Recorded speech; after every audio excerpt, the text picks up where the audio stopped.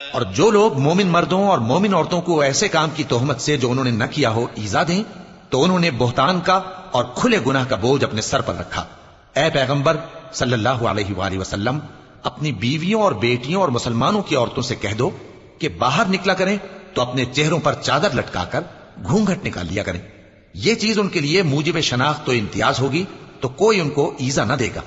اور اللہ بخشنے والا ہے، مہربان ہے۔ اگر منافق اور وہ لوگ جن کے دلوں میں روگ ہے اور جو مدینے کے شہر میں بری بری خبریں اڑایا کرتے ہیں اپنی حرکتوں سے باز نہ آئیں گے تو ہم تم کو ان کے پیچھے لگا دیں گے، پھر وہ تمہارے پڑوس میں نہ رہ سکیں گے مگر تھوڑے دن، وہ بھی پھٹکارے ہوئے،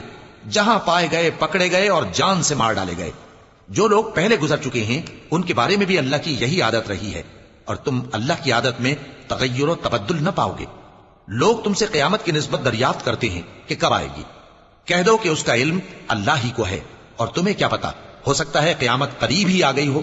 بے شک اللہ نے کافروں پر لعنت کی ہے اور ان کے لیے جہنم کی آگ تیار کر رکھی ہے، اس میں وہ ہمیشہ ہمیشہ رہیں گے، نہ کسی کو دوست پائیں گے اور نہ مددگار۔